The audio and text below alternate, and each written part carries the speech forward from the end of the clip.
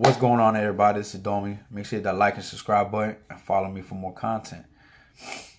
I was watching Mr. Beast Prison, and I was just thinking about it because I like Mr. Beast. You know, a lot of his videos, you're like, man, are those legit or not? As you guys most know, I've been on here for a couple, maybe like a year, 2 years now. I don't really know, a year and a half. And I have a lot of crazy stories. And this one is no different. This is about race riots, at least on the East Coast. It's not like the West Coast. I can't speak on the West Coast because I've never been there and I don't know too much about it. Like there's other channels that if you want to know more about the West Coast, you can go to. And I think Wes Watson or some other people, they have some good channels. You can definitely check them out and they can shed more insight on that. All I know is about the East Coast. And there's a lot of war stories that I'm going to touch base on that I never spoke about before. And I hope you enjoy this video. And I also want to speak on 60 Days In and why it won't work, on most jails on the East Coast. The reason why it won't work is because, for example, like Florida, they have a thing called the inspection team. The inspection team comes, which consists of the warden, consists of the assistant warden, the gang sergeant, a whole bunch of other sergeants in white shirts that come out. So what is an inspection? So an inspection is you have to be Class A. And Class A is when you got to have your blue shirt tucked in, your pants right. You have to have socks under Crocs. If you have Crocs, yes, they have Crocs. And your bed in your room has to be ready, meaning that you have to have a 2.5-inch collar on your bed, folded real nice. It's kind of like military based. And they come in faithfully every week. And they come in and they ridicule you and they want it a certain way. Okay? And you better have it a certain way. I don't care if someone can act tough all they want to. Say, I won't do that. Okay, well, you're going to be in confinement. I mean, this is simple as I used to see a lot of people talk about, oh, I wouldn't fall for this. I would do this and that. Florida's one of those places where guards don't typically get assaulted like that because when you do assault one of the guards, I made a video, they have like welcome committees at other prisons where they beat you nonstop. They beat you and let you know, and then they starve you and they pepper spray you and they starve you and they pepper spray you and then they give you the loaf and they don't stop and they keep going and going and going and going and going. And then you're like, damn, bro, I don't really want that to happen to me, so I'm gonna let him talk to me any type of way. I'm gonna let him just say what he wants and just go about my business, which is a smart thing to do, And I see some of the toughest dudes, some of the dudes that are real hitters, up the road. And they do that because, of course, why go against the grain for? Meaning go against what's the norm, just so you can stand out. It don't really make sense, does it? But I also think there should have been more unity so that wouldn't happen. But, that's another conversation. So they come in and make sure you're Class A. Check your beard, your hair, make sure everything's legit. And most of the time, if it's messed up, tell you to fix it. They ain't really tripping too much. But if they're in a bad mood, then they will. You might go to confinement. The whole dorm might lose wreck. And they try to pin people against you. Oh, thanks to cell number 14, we ain't getting no canteen. So now everybody that was looking for canteen for that day is looking at cell 14, be like, bro, really? You couldn't, bro, they've been calling inspection all day. You couldn't have your joint ready, bro?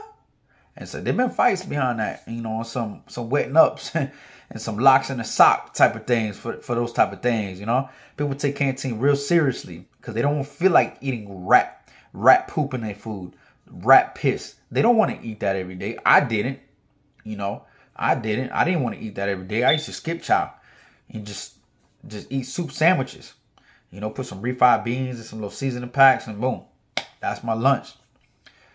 So, and they come in, okay, and tell you, hey, listen, we're going to expect some visitors and make sure you guys don't do anything crazy. Because if you do, what's going to happen. And you're like, what's going to happen? They're going to come beat you up. Don't get on one of those cameras talking about, oh, man, they corrupt here. They beating everybody up. They got a goon squad that goes every night trying to do it. Don't even play. Don't even do none of that. You just, again, don't go against the grain. And not all prisons are like that, bro. I don't want to sit here and pretend like every prison in the state of Florida is like that, man. I'm just telling you, sometimes it is. Sometimes it's like that. You know, even if you have any grievances about the food, they don't want you going on and telling them, because this is going on national TV and they're going to get ridiculed and people might lose their jobs. And, you know, and then you're going to pay for it. Best believe you're going to pay for it. And that's why it won't work, is because, you know, everybody's scared. People are making money in prison. People making plays. They don't got time to be on it. Yeah, bro, they ain't on that, bro. They're trying to do their time or make their money, support their families, because people support their families, and they just do their time. People going in and out that place. You know, they ain't nothing special just for you. You know, ain't nothing special just for Domi. We ain't going to just change everything because Domi came here. Who cares? I don't care who you are. So, you know, a lot of these situations come up where there's violence, obviously, in prison. You have to be really aware of your surroundings. People that's been locked up, you know what I'm going to mean by this. You can feel tension in the air. You can feel the energy shift when something's going on. If you're walking and dudes that you typically talk to, they ain't trying to talk to you. They backing up from you. If nobody wants to be involved with you no more. Best believe somebody's coming for you. And they know about it and you don't. Typically, you're the last person to know about it. Unless you listen to your intuition. You know, you can get attacked by unprovoked attack. I was a victim of that a couple times. You know, like there was a dude that was messing with my people, but because, you know, they was beefing with one of these dudes, and just because, you know, I used to hang out with him, his door was locked, my door was open, so I got my wrist broke. Dude tried to stab me like 4 or 5 times. Thank God I had the mat, I threw it over top of my head and you start hitting the mat. You know, and then finally the door popped and he came out. He didn't even come to help me. He just screamed. I mean, it did help me by him screaming at the other guy, but I mean, I know what I would have did, and people that know me know what I would have did, because I did it many, many times. Come to the aid. I definitely never just watched something happen like that. I couldn't. You know, when you care about somebody, you see them as a brother. You see them, hey man, this is, you know, my friend, my brother. I'm definitely gonna ride for you, bro. I don't care about what the consequences are. And that's just how it is. And I'm not the only one. There's so many people that are like that. They see these people as their brothers. And they should. You know, they should see that, because they are brothers. So one of these times I was at the top tier. I was in a corner room looking, and I was on my phone FaceTiming somebody. I used to go on everything, bro. I used to go on Backpage looking for girls. I used to go on Facebook. I used to go on all these different websites, chat lines, just trying to talk. Man, you got to do something, bro. You know, there's no way that you could have all that time on your hand. You can't make no plays. Do something. You know, try. Even if you fail, at least you try every day. You just got time. That's the same thing on the street. Keep trying. Sometimes they don't work out, but you do it. But anyways, I'm on there and I hear a bunch of commotion. I go out, everybody's lining the top tier. That's what people do when there's a problem. There's pressure. Something's about to happen. They line the top tier because they want to watch. They don't want to be involved, but they want to watch because they nosy. So they go out there, and I was like, oh, man. So I go put my phone up, grab my vest. I had a homemade vest, which was stacked with books that were taped together. So like, I don't care if I got hit in my arm or my hand, because I did. I got hit in my hand before right here. I don't care about that. You know, I care about my main organ so I don't die.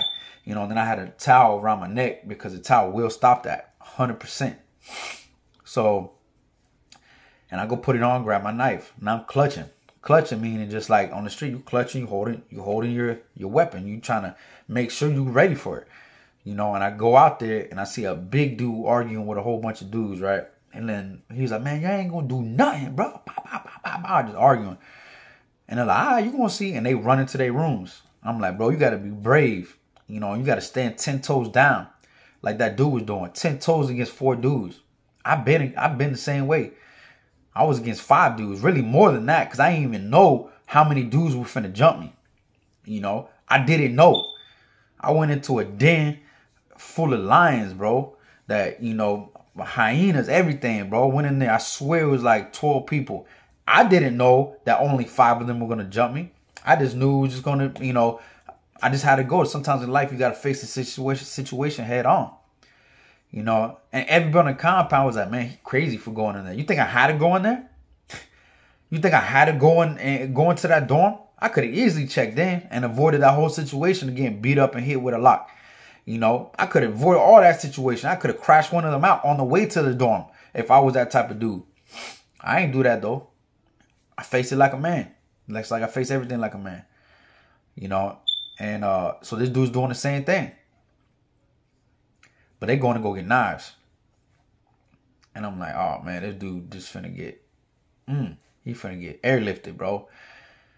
And bro, they on his, I'm like, the dude's fighting now, you know, but they on his ass, bro, on his ass, just giving it to that boy, man. And I'm like, man, and the dudes keep going and going. It wasn't just like 1 or 2 times, bro. They crashing out. Crashing out is when you don't care about getting caught. You don't care if the police see. You don't care if the police see right behind you. You want to get this dude. And you're going to get him. You know, and then you're going to go to see him, which is 24 hours for years at a time. You're going to go to see him, and you're going to do what you got to do, bro. You know, thank God, you know, most of the time I went to see him one time, but most of the other times I crashed out. And I ain't never want to see him. So, I don't know. God looking out for me, I guess. You know, but anyways, this dude's full of holes, bro. I mean, you can see he's wearing a blue shirt, but you can see where the wounds are at because it's bleeding from those wounds. And he just leaking, bro. And he's still talking, man. That ain't damn, bro. And I'm looking at the dude, bro, and he turned around and go leave, bro. This dude must have had like 10 in his back. And I'm like, bro, they ain't do nothing, bro. It look like they hit you like 16 times, bro. They definitely did something. You know what I'm saying? They definitely did something to you, bro, man. You got heart now. I give you that. You definitely got heart. But they definitely did something, bro. You know, your adrenaline's pumping. You don't really feel the pain like that until after.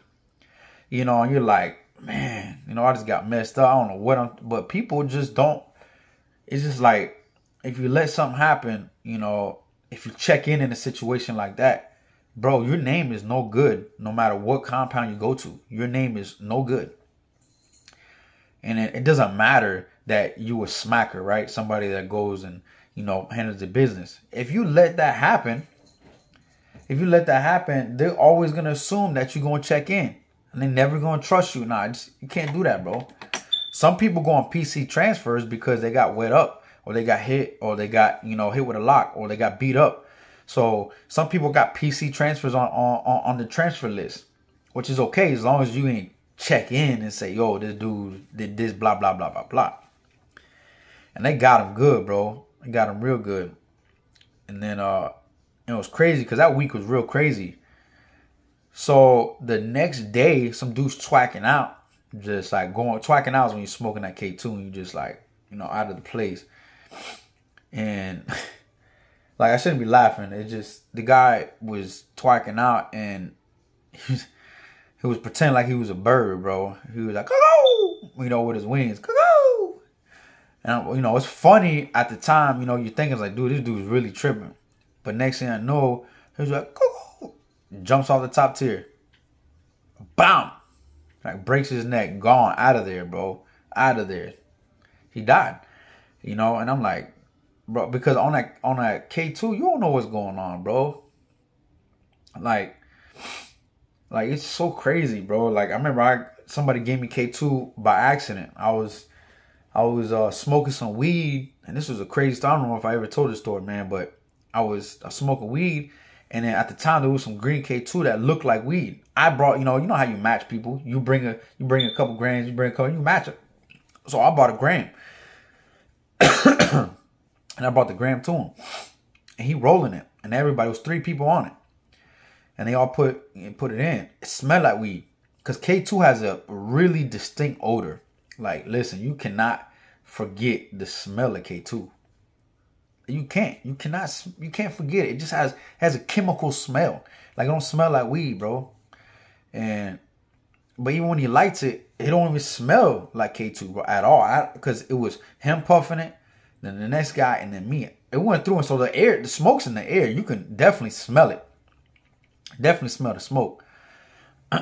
And smell like weed. So I'm like, so I go, like, big puff, pass, go to the next one. But by the time I took the second and I was trying to pass it, it was like that. I'm like, bro, I never got so high in my life so fast. And I'm like, dude, it is that strong. Like, you get high instantly, basically.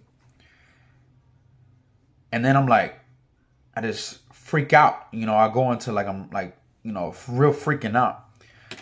And they were like, ah, you okay? But they seemed like I seen the dude, but it's like I didn't know who he was. And he looked like he had like a cartoon head. And I'm like, yo, it's me. And he's talking so slow. It's me. It's me. Domi, it's me. And I'm just like looking at him like, yo, who are you? And I'm like thinking I'm dying, bro. I see like a black thing closing out like this. And I'm like I'm like, water. And then he throws water on me, like cold water. And I come back a little bit. And I felt like I was there for like 20 minutes, bro. Scariest feeling I ever had in my life. And then I came to, and I was like, I was so mad, bro. I ain't a fighting dude, bro. I'm like, you seriously? He's like, nah, I ain't know, bro. You know, because I got the same sacks of the K2 with the weed. And I say, bro, listen, hell no, man. I was so scared. So every time since then, you know, you learn lessons in life. I would smell the weed, make sure it was that. You know, it was weed, you know. And it was, man, that's probably the scariest time. Like, I swear. I've been in a lot of fights and been a lot of wettings ups and locks in the socks. And I really wasn't even that worried compared to that, bro. Because I was like, yo, I was out of there. Because people do die off of that, you know. Another time I fought my bunkie one time too. I fought a lot of my bunkies. I typically don't try to like to fight my bunkies because, you know, you got to sleep with these people, man. You know, it just depends. You know, there's certain things that you should, you know, that you live by. So if you a chomo, you can't be in a room with me. If you know, like the same sex, you can't be in a room with me. You gotta go. Even if you were there first, that's just the rules, you know. And you just can't do nothing. And sometimes you gotta just take the L. You're gonna go to confinement, you know, because even if you're not going there, even if you don't swing that way, if you're going in the room with him, they can just assume that you are. And then on top of it, he's going to bring his buddies in there and be on that type of time. And you'll be like, bro, come on, man. Nah. I mean, it's too much.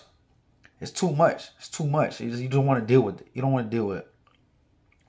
I got some more stories. You know, I'm going to cut to the next video.